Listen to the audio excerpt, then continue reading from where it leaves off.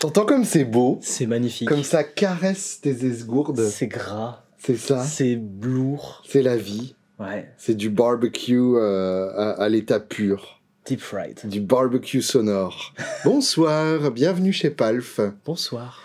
Et aujourd'hui, on va parler d'une marque qui, moi, me titille particulièrement. Te titille. Ouais, c'est pas tous les jours qu'on voit apparaître une marque où le mec se dit, bah, voilà, je vais faire que des pédales avec le son que Julien a dans la tête, quoi.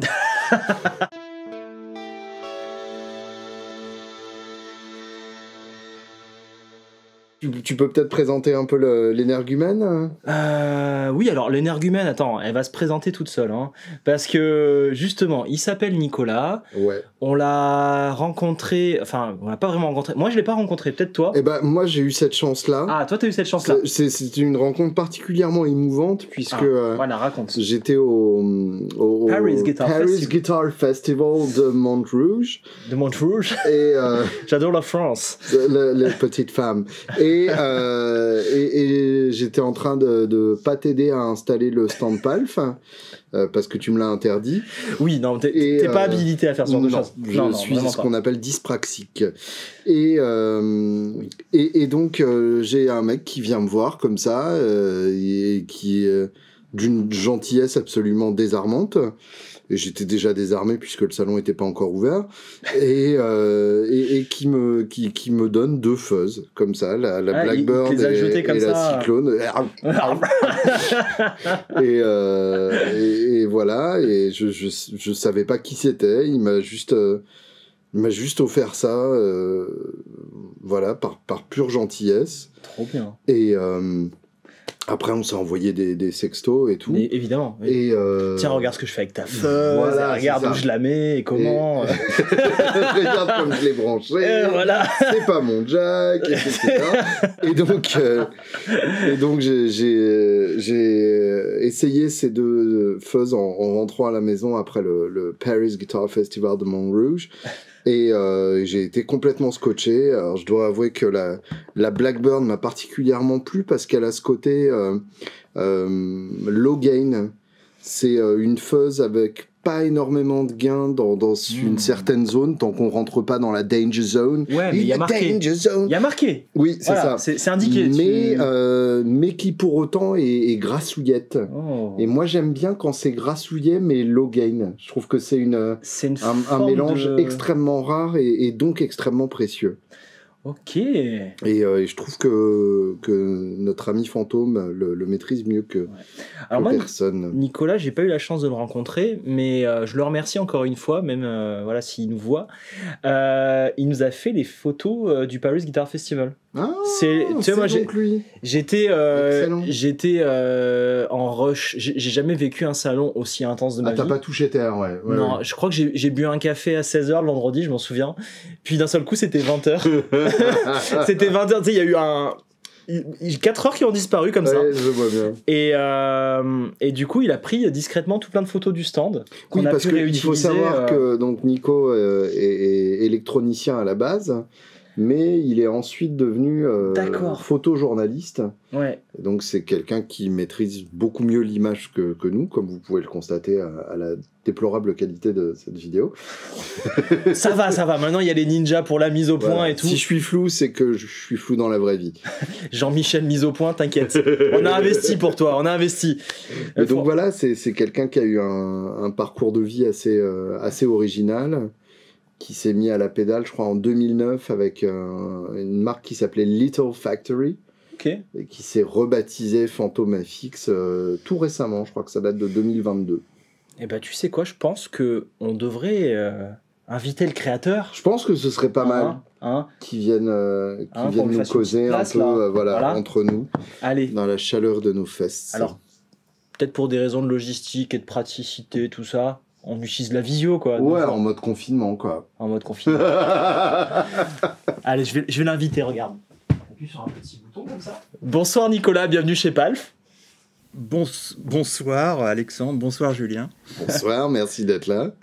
Bonsoir Palf. Bon, on t'a lancé quelques fleurs, mais on aimerait bien que tu te présentes un peu, que tu racontes ton histoire. T'inquiète. Tout va bien. Qui es-tu ? Ouais. Et surtout, comment tu en es arrivé à développer ce son si particulier ?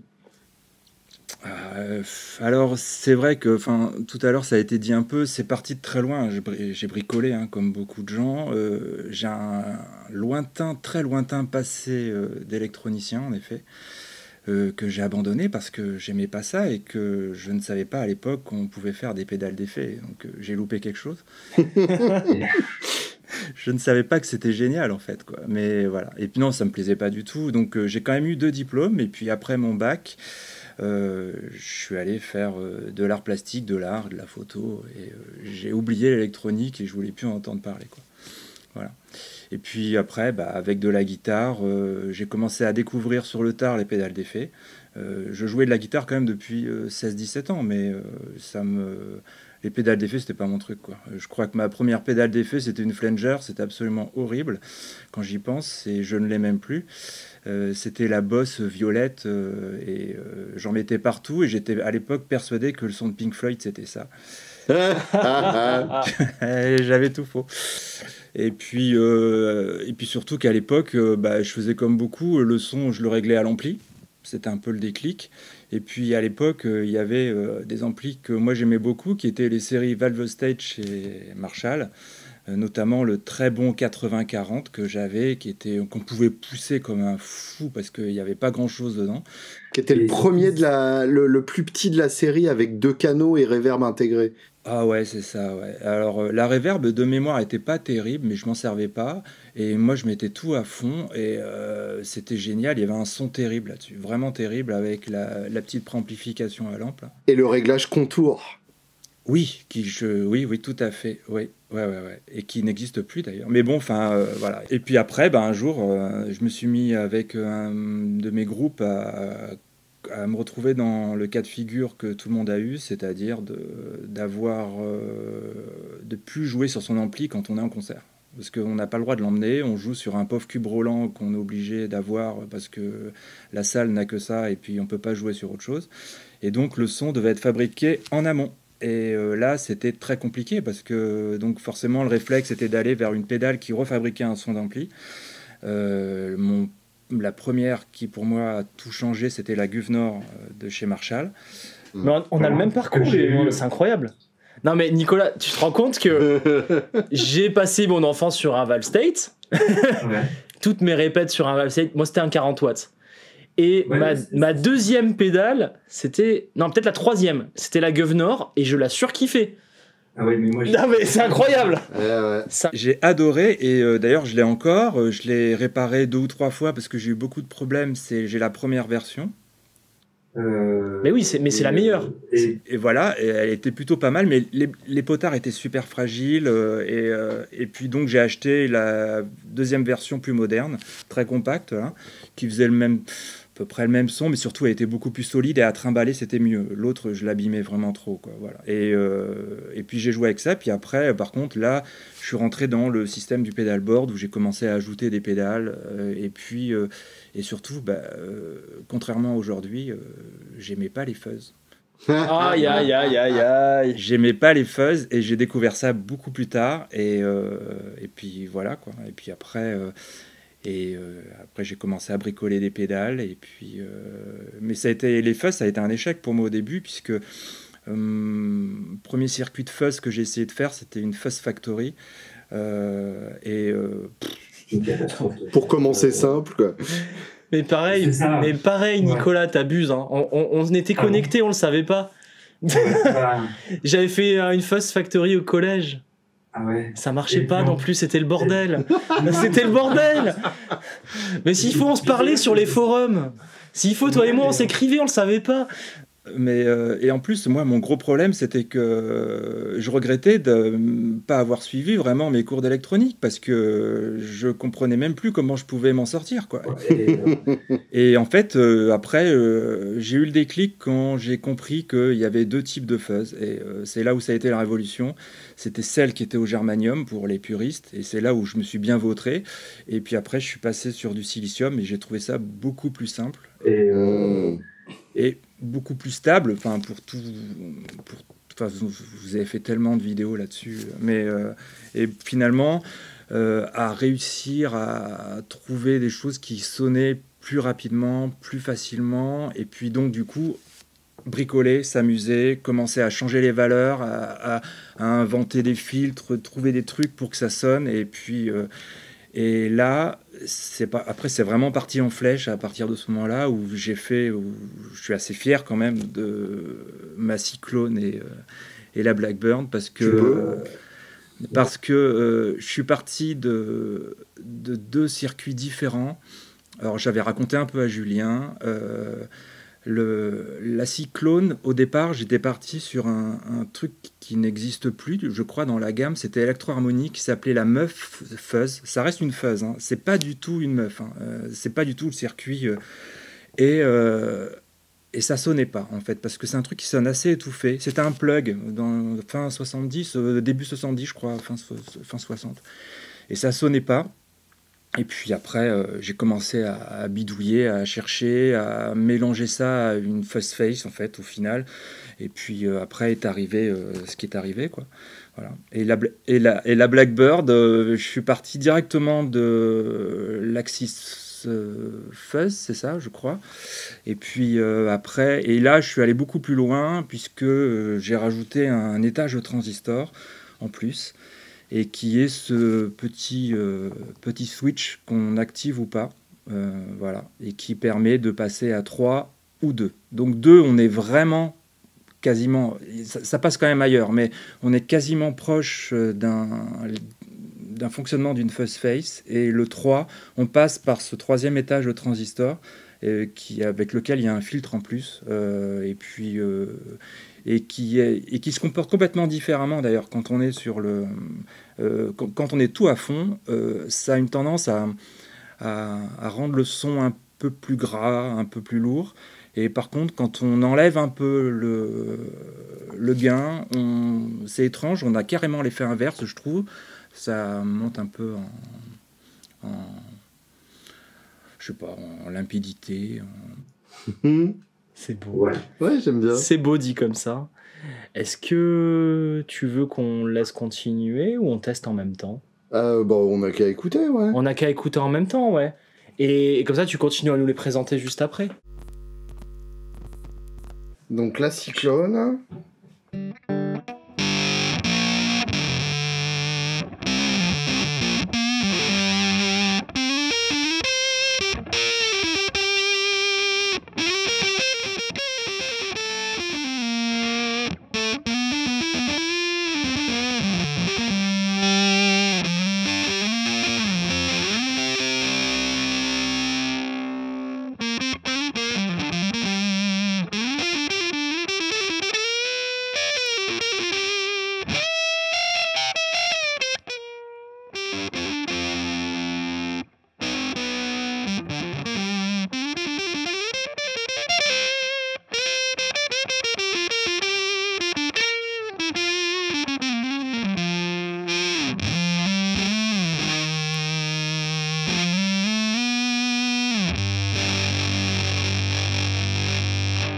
Là, on adore.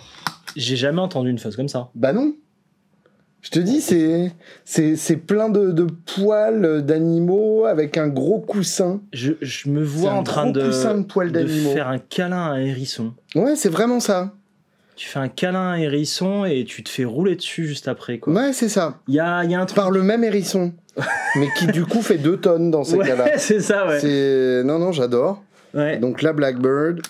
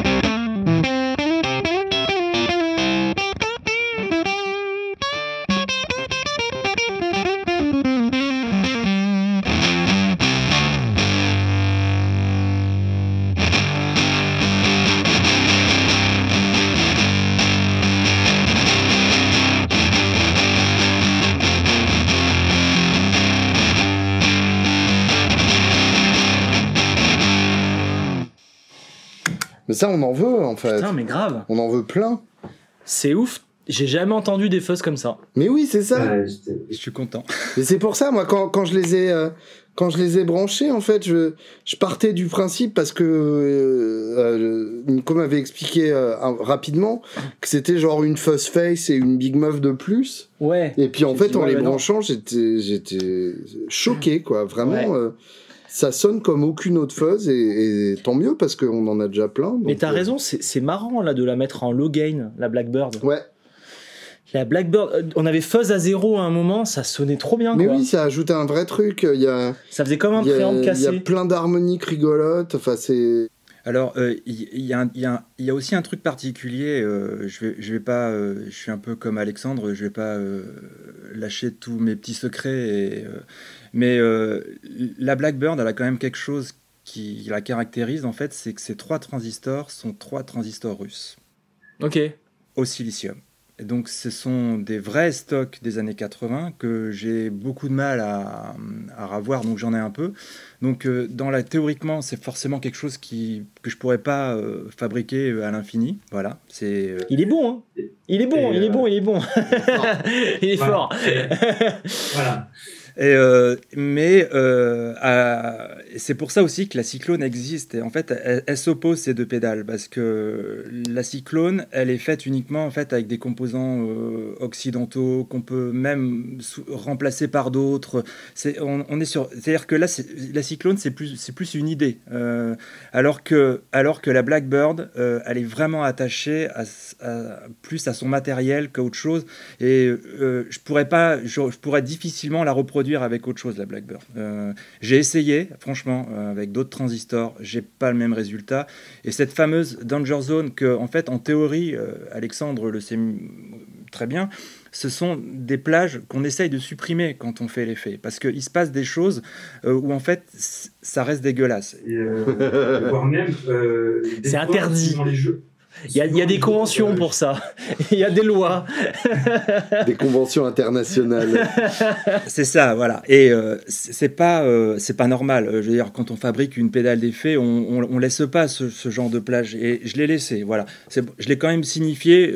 On peut s'arrêter avant quand même pour un truc un peu correct, quoi. Mais il se passe des choses. Moi, des fois, je capte la radio avec, hein, ici. Donc, Oui. Oui. Non, mais c'est sûr. Ouais. Après, voilà, faut pas que quelqu'un envoie un message genre ouais, salut, je comprends pas, j'ai capté la radio. On te l'a dit. Ouais. Voilà. Ouais, Voilà. t'es prévenu. C'est prévenu, voilà. Bon. Mais écoute, c'est génial. À fond, c'est délire. Et dès que tu descends le fuzz, en fait, ça donne envie de l'exploiter. Ah, mais il se passe plein de trucs. Ouais, il se passe plein de trucs. Franchement, Ok, bravo. on passe aux overdrive. Je crois savoir que la Tiger et la Rhinold sont cousines. alors, elles sont absolument cousines, c'est-à-dire qu'en fait, le schéma, à l'origine, est quasiment le même. Sauf que, encore une fois, pour un peu les mêmes raisons, mais ce qui s'est passé pour la Cyclone et la Blackbird, la Rhinold, elle, a un transistor russe, d'ailleurs le même que la Blackbird, et l'autre, on est sur du conventionnel, donc quelque chose qui est reproductible. Mais j'ai pas voulu faire une pédale qui soit complètement la même, ce qui fait que du coup le son là par contre change parce que elle a moins de gain, la Tiger. Mais on se retrouve quelque chose qui est entre l'overdrive et le boost. Enfin, c'est ce que moi je ressens, hein, donc voilà. Alors que la Rhinold, on est vraiment sur une overdrive un peu dégueulasse, un peu sèche, et voilà. Et il y a du gain. Donc, enfin, en tout cas, j'ai laissé le gain sur la Tiger. C'est tout. Tout à fond, quoi. Et finalement, on se sert du volume juste pour équilibrer au niveau du pedalboard. Mmh. En plus, si on a un souci de passage d'une pédale à l'autre, mais voilà. On écoute le Tiger Tiger Burning Bright. Ouais. Allez, Tiger Tiger.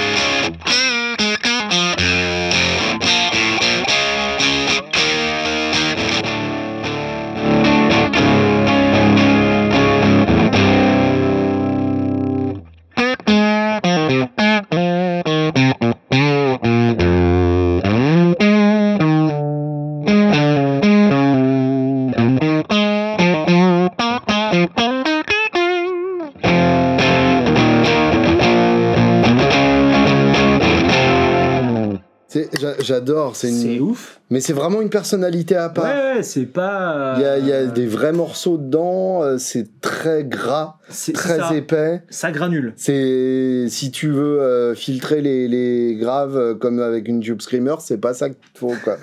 Mais de toute façon, voilà. Là, alors le rugissement, là, le switch de rugissement, j'ai l'impression qu'il change le clipping et la tone. C'est que la tone. C'est que la tone, ouais. Parce que c'est ouf comment ça fait, ça te le concentre dans les bas. Et c'est assez violent, quoi. Mais c'est la tone est en parallèle du clipping. Ah, d'accord, ok. Ouais. Oui. Donc c'est pour ça qu'on a l'impression que ça... C'est-à-dire que le filtre est en parallèle, ce qui fait que ça joue forcément sur le niveau des diodes, oui. C'est ça, parce que t'as vraiment un changement de volume qui est normal avec le clipping.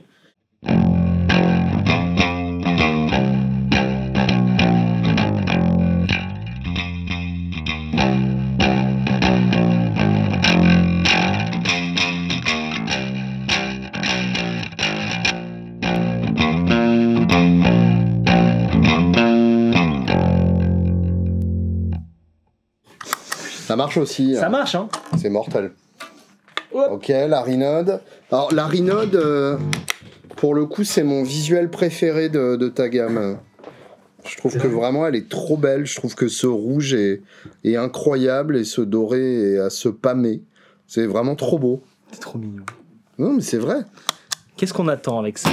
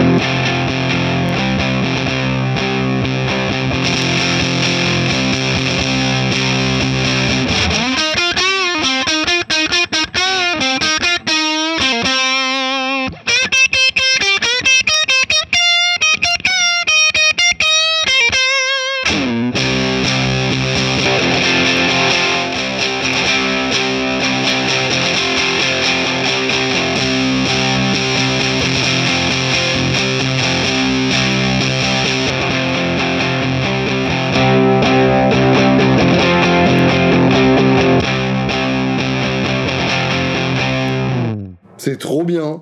C'est beaucoup trop bien. Ouais, ça sans faute. Bien joué. Ah ouais. Bien joué. Il reste la petite toune, là. La petite toune, la Ether. Qui était la première que t'as conçue. Ouais, alors oui, parce que là c'était le pareil, je parlais de schéma simple tout à l'heure, là c'était parti d'un simple treble booster, et pareil, je voulais faire des trucs un petit peu originaux, et j'avais commandé, donc c'était année 2000, hein, fin 2000, et j'avais acheté tout plein de lots de composants que j'ai pas tout gardé, et notamment j'étais tombé, j'ai fait une erreur, j'ai acheté des condensateurs papier huilé, un truc, mais sauf qu'ils étaient énormes, ils faisaient 2 cm de long, et j'avais pas prévu ça ça rentrait plus. Et puis finalement je les ai branchés, je les ai quand même mis, et j'avais fait mon petit schéma de prototype avec. Donc, et les filtres, c'était ces 2 condensateurs énormes, comme ça, ils sont hyper beaux en plus. Et puis, je me suis trompé dans les valeurs en fait, du condensateur que j'ai acheté. C'était à des Russes, je sais plus, je crois que j'avais dû acheter ça en Ukraine déjà à l'époque, et je comprenais rien en fait à ce qui était marqué.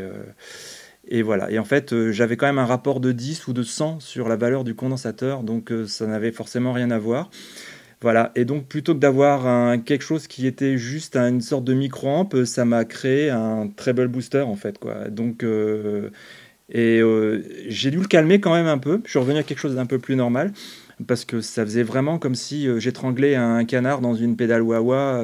C'était Tu la vois cette image? Ah, mais T'as totalement. le canard, t'es en train de lui mettre la pédale Totalement. wawa là. Voilà, et mais j'aimais bien l'idée, mais c'est un peu... bon, je suis pas persuadé que ça intéresse beaucoup de... Même moi, ça m'intéressait pas beaucoup d'avoir toujours un canard étranglé. En tout cas, Tika, elle est contre ce genre de pratique. Viens, Tika, viens. D'accord. Viens, ma puce. Mais c'est pratique pour sortir du mix, hein, le canard. Hein, mais- Ah, ouais, totalement. Elle a entendu canard étranglé, elle est pas pour. Viens voir, ma puce. Oh bon, bah, on va écouter ça. Ben, vas-y. Du coup, on brutalise le tigre. Bah ouais, moi c'est mon préféré. Hein. Allez. Vas-y, on lui envoie la sauce.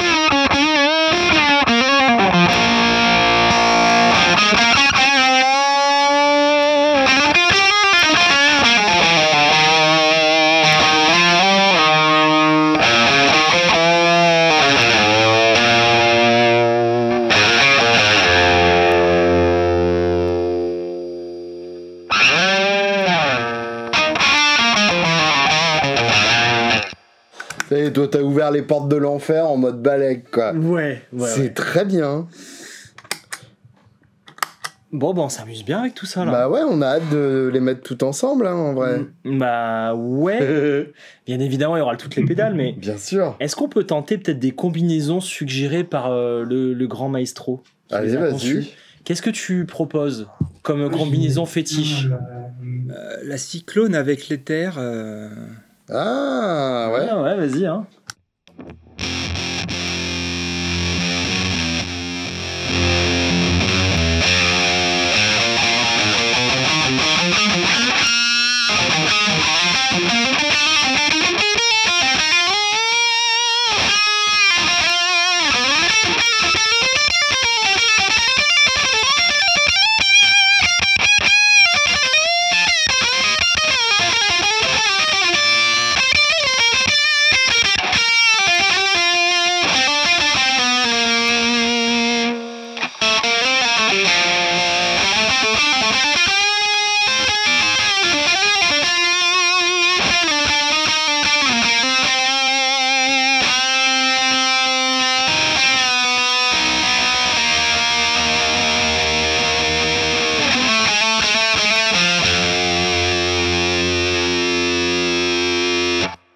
Malheureux. N'éteins pas ça en laissant ça allumer. Ah oui, c'est vrai que ça aurait été un peu gênant.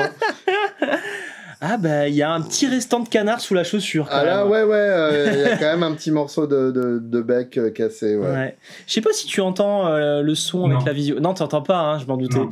Ah, il coupe, il ouais, coupe, bah oui, ouais. forcément. Ouais, forcément. Ouais. Bah, tu découvriras ça Ouais, au ouais. montage. Au montage, ouais. Une autre suggestion avant qu'on fasse tout et n'importe quoi? Surtout Oh non, tout. mais allez-y, faites tout et n'importe quoi. Bah, je crois que c'est l'heure de toutes les pédales. Hein. C'est en étant n'importe qui qu'on met toutes les pédales? Je sais pas. Merci beaucoup, Nico. Merci Nicolas. Et bravo Merci à surtout. vous. Merci Palf. Toutes les